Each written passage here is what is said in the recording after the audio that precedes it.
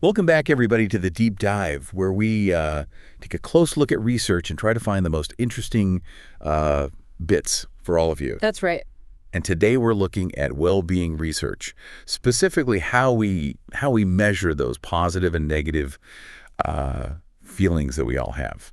So the main research we're going to be looking at today is about this thing called the scale of positive and negative experience, SPANE for short. Yeah. And how well it works in Spain. Yeah, that's right. Have you ever wondered, like, when you take one of those, like, how happy are you quizzes, if they're really capturing what's going on inside? I'm sure many of our listeners have. Yeah. So we're going to be unpacking the science behind those measurements, and we'll see what this study reveals. So when it comes to well-being research, there are kind of two big schools of thought. Some researchers are really focused on, like, happiness and just feeling good, and that's called a hedonic view. But other researchers are more focused on personal growth and meaning, and that's the eudaimonic approach. And it's an ongoing debate, but the study that we're looking at today uses the SPANE, and it takes a bit of a different angle. Yeah, so the SPAN doesn't just ask you how intensely you're feeling something right now. Instead, it looks at how often you've experienced various emotions over the past few weeks. So it's like taking a long-term view of your emotional landscape, rather than just a snapshot. So it's not like those quizzes that ask you, like, how happy are you right now? It's like, how often have you felt different emotions over the past few weeks? That's right. Why is that focus on the frequency so important? Well, just think about your daily life. I mean, it's full of ups and downs, right? So the SPAN's focus on frequency really reflects how we actually experience well-being. It's the ebb and flow of our everyday emotions, not just those fleeting moments of really intense joy or despair. I see what you mean. So it's not about being, like, ecstatic all the time, but maybe it's about feeling generally content or peaceful on a more regular basis. Exactly. You might not be over the moon happy every day, but those frequent good feelings are what contribute to your overall well-being in the long run. That makes a lot of sense. And here's what else is cool about the SPAN, is that it considers both general and specific emotions. So it captures those subtle shades of feeling, not just the extremes. So let's get to the heart of the study. What did they find out about the SPAN in the Spanish population?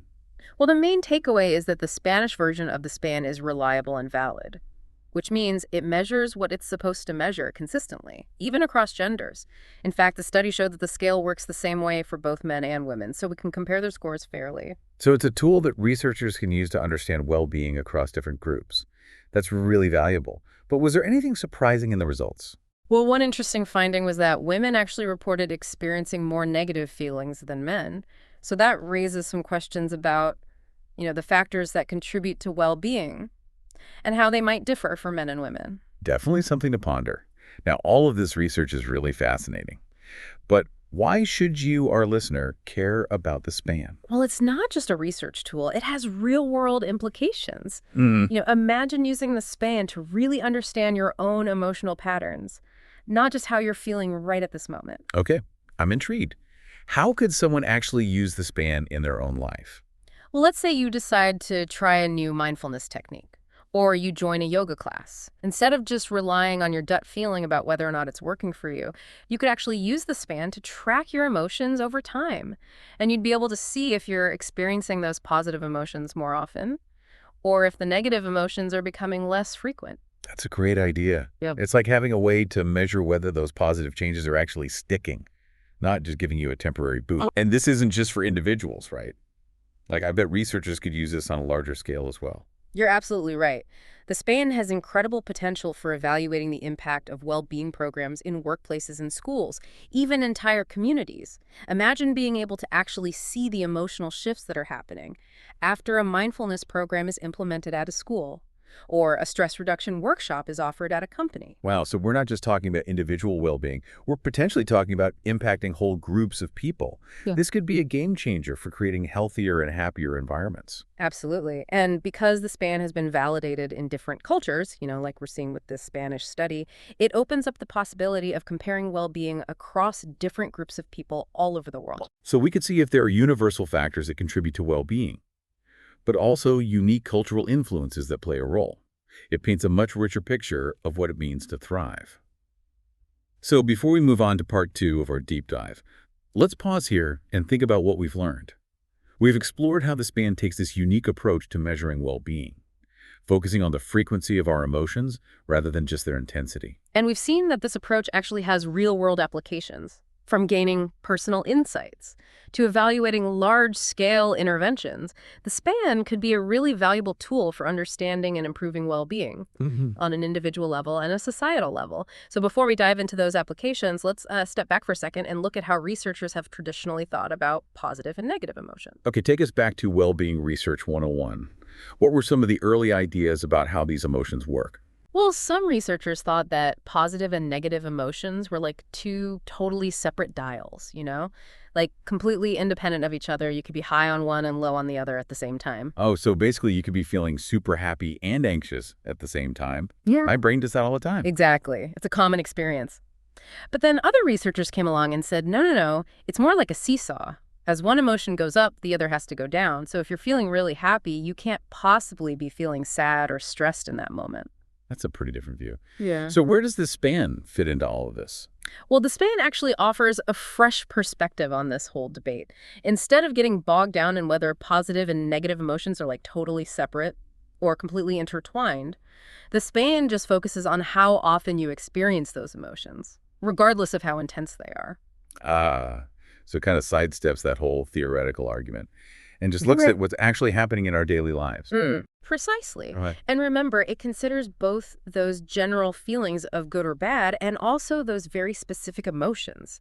So it gives us a more complete picture of our emotional landscape. Okay, this is making me think about all the different ways we could use the SPAN to understand our emotions and improve our well-being. It's like having a new lens to view our inner world. Absolutely. One of the most exciting applications, I think, is evaluating the effectiveness of well-being interventions. Okay, tell me more. I'm all ears. So let's say you decide to try a new meditation app, or you join a yoga class. Instead of just relying on your gut feeling about whether it's working or not, you could actually use the SPAN to track your emotions over time. And you'd be able to see if you're experiencing those positive emotions more often, or if the negative emotions are becoming less frequent. That's fascinating. It's like having data to back up your subjective experience. Exactly. It takes the guesswork out of self-care and gives you a more objective way to see if those positive changes are really sticking. I love that. And it's not just for individuals, right? I bet researchers could use this on a larger scale, too. You're absolutely right. The SPAN has incredible potential for evaluating the impact of well-being programs in schools, workplaces, even entire communities. Imagine being able to see the actual emotional shifts that are happening after a mindfulness program is implemented in a school or a stress reduction workshop is offered at a company. That's pretty powerful. We could really start to understand what works to improve well-being and use that information to create healthier environments for everyone. And because the SPAN has been validated in different cultures, like we're seeing with the Spanish study, it opens up the possibility of comparing well-being across different groups of people. So we could see if there are universal factors that contribute to well-being, but also unique cultural influences that play a role. It paints a richer picture of what it means to thrive.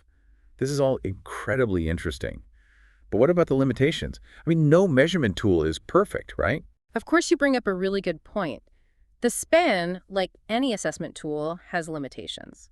For example, it relies on self-reporting, which means people's responses can be influenced by their own biases, or maybe a desire to present themselves in a certain way. I see what you mean. So someone might over-report positive emotions if they want to appear happy, even if they're not really feeling that way most of the time. Exactly. And on the flip side, someone might underreport positive emotions or exaggerate negative ones if they're feeling down on themselves.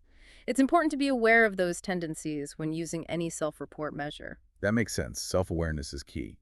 But even with those limitations, the SPAN still seems like an incredibly useful tool for understanding our emotions and working towards a more positive state of being.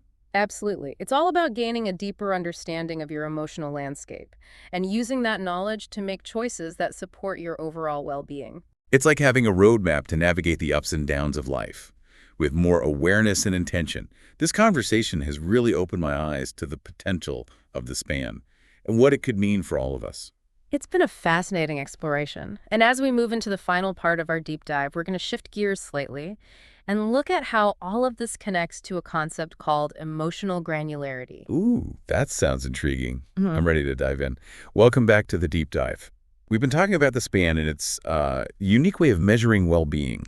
But as we wrap up, I want to talk about how all of this connects to something called emotional granularity. Yeah, emotional granularity is basically like the ability to identify and differentiate between a wide range of emotions. So it's kind of like having a really nuanced vocabulary for your feelings rather than just saying like, oh, I feel good or oh, I feel bad. Okay, so instead of just saying like, I feel bad, someone with high emotional granularity might say something like, I'm feeling disappointed and frustrated, but also a little bit hopeful. Exactly. It's all about pinpointing those specific emotions that you're experiencing at a given time. This makes me think back to how the SPAN measures both general and specific emotions, right? Yeah. Is there a connection there? Yeah, there's definitely a link. You see the SPAN's ability to capture those really subtle variations in our feelings can actually help us develop greater emotional granularity. By paying attention to how often we experience different emotions, we kind of start to become more aware of all the nuances in our own emotional landscape. So the SPAN isn't just a tool for measuring well-being, it's also a tool for helping us understand our emotions better. Right. And research has actually shown that greater emotional granularity is associated with a lot of benefits, from better emotion regulation to improved mental health, even better physical well-being. Wow, so it's not just about having a fancy vocabulary for our feelings. It's about actually using that awareness to better deal with life's challenges and even improve our overall health. Exactly. When we can accurately label our emotions, we're less likely to be overwhelmed by them. We can also communicate our needs more effectively and make choices that align with our values and our goals. So we talked about the SPAN's focus on frequency. We've talked about how it measures general and specific emotions. And now we're connecting all of it to emotional granularity. It really seems like understanding our emotions is a big part of our overall well-being. For sure, it's a more holistic view of well-being. It recognizes how our minds, our bodies, and our emotions are all connected. Yeah, it's not about keeping all our experiences separate, but seeing how they're all woven together to make us who we are. I like that. And as we wrap up our deep dive, I want to leave you with this. How can you use what we've talked about today? How can you become more aware of your emotions and use that to live your life more intentionally? That's a great question for everyone to think about. We've given you some ideas, and now it's time for you to explore them and see what works for you. Thanks for joining us on this deep dive into the SPAN, well-being, and the power of emotional granularity. Until next time, keep diving deep and keep exploring the wonders of your inner world.